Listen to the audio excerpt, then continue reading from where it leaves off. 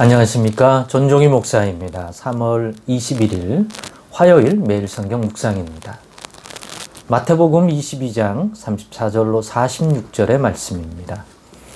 예수께서 사두개인들로 대답할 수 없게 하셨다함을 바리새인들이 듣고 모였는데 그 중에 한 율법사가 예수를 시험하여 묻되 선생님, 율법 중에서 어느 계명이 크니이까? 예수께서 이르시되 너의 마음을 다하고 목숨을 다하고 뜻을 다하여 주 너의 하나님을 사랑하라 하셨으니 이것이 크고 첫째 되는 계명이요 둘째도 그와 같으니 너의 이웃을 너 자신과 같이 사랑하라 하셨으니 이 두 계명이 온 율법과 선지자의 강령이니라. 바리새인들이 모였을 때에 예수께서 그들에게 물으시되 너희는 그리스도에 대하여 어떻게 생각하느냐? 누구의 자손이냐? 대답하되 다윗의 자손이니이다. 이르시되 그러면 다윗이 성령에 감동되어 어찌 그리스도를 주라 칭하여 말하되 주께서 내 주께 이르시되 내가 너의 원수를 너의 발 아래에 둘 때까지 내 우편에 앉아 있으라 하셨도다 하였느냐? 다윗이 그리스도를 주라 칭하였은즉 어찌 그의 자손이 되겠느냐 하시니 한마디도 능히 대답하는 자가 없고 그날부터 감히 그에게 묻는 자도 없더라. 아멘. 네, 오늘은 바리새인은 진리에 대해 사두개인보다 나을까? 라는 제목으로 묵상 나누어 갖겠습니다. 이 제목의 답은 똑같다입니다. 왜냐? 오늘 본문을 보니까 그렇습니다. 앞서서 사두개인, 그러니까 사두개인 하면 잘 모르신 분들은 이건 어느 종족이야 그럴 수 있는데 신앙생활을 오래 하신 분은 들어서 알겠지만 사두개파 유대인입니다. 그러니까 유대인들에게도 정치적인 거나 어떤 성향에 의해서 어떤 팔을 지을 수가 있는데 사두개파라고 구분될 수 있는 유대인들이에요. 이들은 주로 귀족, 지금으로 말하면 영적인 것, 부활, 이런 눈에 보이지 않는 어떤 세계를 허무맹랑한 것이라고 여기는 물질주의자, 그런 쪽이 강하죠. 그러니까 사두개파가 그런 성향이에요. 그러니까 부활이라고 하는 것들을 되게 싫어하고 무가치한 것 아니냐, 존재하지도 않는 걸 가지고 종교적인 개념으로 오히려 있지도 않은 것들을 만들어낸 거다, 이런 성향이 강하죠. 좋게 얘기하면 오늘날에 과학적인 사고가 있다, 이렇게 말할 수도 있지만 그렇지는 않고요. 그래서 귀족들, 물질적인 것들을 또 추구에 들어가는, 눈에 보이는 어떤 것들, 이런 사람들이 사두개파를 구성을 많이 했다고 합니다. 유대인들 가운데. 이들의 반대편에 있는 사람들이 누구냐? 바리새파 유대인, 즉 바리새인입니다. 이 사람들은 주로 율법을 지키는 성향이 강하고 또 선지자들의 말이라든가 성경에서 하나님이 말씀하신 것들을 자기들은 존중하고 추구하기 때문에 부활은 분명히 있다. 그래서 영적인 것, 눈에 보이지 않지만 존재하는 천사들, 이런 것들을 다 인정하고 가치 있게 여긴다고 주장하는 사람들입니다. 그렇기 때문에 성향상 사두개파 유대인들인 사두개인과 바리새파 유대인인 바리새인은 안 맞는, 물과 기름과 같은 사이죠. 그러니까 서로 안 어울립니다. 하지만 예수님에 대해서만은 손을 잡습니다. 적이지만 자기들의 일종의 적이 되어버린 예수님과 관련된 일에서는 둘이 친구 같은 그러한 사이가 되죠. 그러니까 양면성을 서로 가지는 거죠.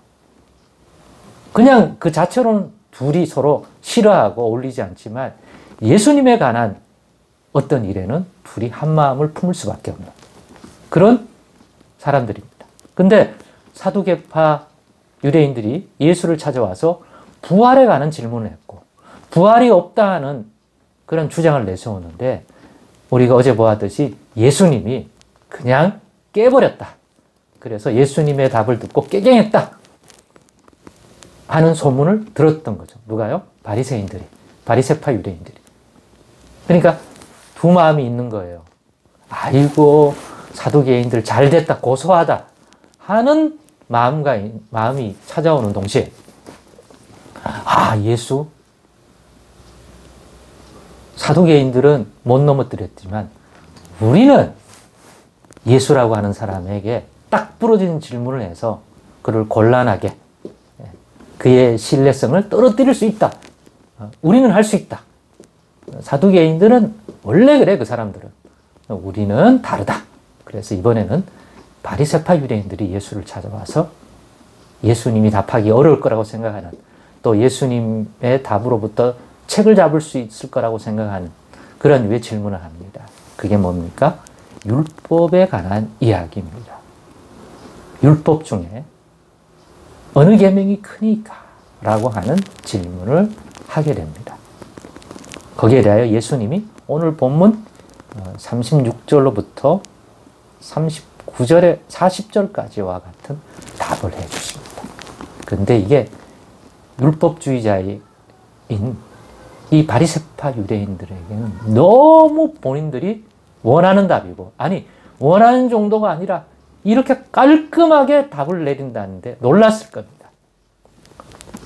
어디 하나 흠잡을 데 없고 너무 존경스러울 정도로 명확하고 정확하게 답을 주셨기 때문입니다. 그러니까 뭐라고 토를 못하는 거예요. 이제는 사두개인들한테도 예수님이 따끔한 얘기를 했습니다마는, 이들이 오해했다. 부활이 어떤 부활인지를 몰라서 너희가 그렇다. 이번에도 예수님께서 바리새인들이 모였을 때 이제는 예수님이 그들에게 질문을 합니다. 그 질문의 내용이 뭡니까? 그리스도에 관한 질문을 합니다. 그렇게 성경을 잘한다고 너희들이 생각하는데, 자, 그리스도에 관하여 질문을 해보겠다. 너희도 한번 답을 해봐라. 나한테 질문하기를 좋아하고 거기서부터 뭔가 흠을 잡으려고 하는데, 그러면 이번에는 이들이 답해봐라. 그게 뭡니까? 그리스도에 관한 얘기인데, 성경에서는 그리스도를 다윗의 자손이라고 그러지 않느냐? 누구의 자손이라고 그러냐? 그러니까 자기들이, 바리새파 유대인들이 다윗의 자손입니다 라고 답을 했어요. 맞아요. 성경이 그렇게 얘기해요. 자, 그러면 다윗은 왜 자기의 자손이라고 말하는 그리스도를 주라 칭하느냐? 자기 후손을, 우리로 말하면 자기 손자, 자기 그 아랫사람, 할아버지가 손자에게, 증조할아버지가 증손자에게 주라고 부르는 법은 없다 이 말이에요. 관례상. 그런데 몇 대에 걸쳐 후손된 사람을 주라고 불러요? 그리스도를 주라고 불러요? 답해봐라. 기타 등등 그리스도와 관련되어 다윗이 한 얘기를 가지고 묻습니다. 그랬더니 오늘 성경에 보니까 한마디도 능히 대답하지 못하더라. 그날부터 감히 예수님께 뭘 질문하지를 않더라. 똑같습니다. 그러므로 진리 대신 예수님의 가르침에 귀 기울이자. 그럼 우리는 다른가? 아니다. 몇 가지 아는 사실로 예수님의 말씀에 대하여 뭔가 반론하고 할 수는 있겠지만, 그거는 바리새이적인 무지가 있든지 아니면 사두개파적인 무지가 있는, 진리에 대한 오해를 했던가, 어떤 진리에 대해서는 능히 답할 수도 없으면서 마치 성경 박사인 것처럼, 성경에 능통한 자인 것처럼 선생 노릇을 하는 거죠. 우리도 뭐 별반 다르지 않습니다. 교회 안에도. 그래서 이런 걸 보면서 목사니까 더더욱 겸손해야 되겠다.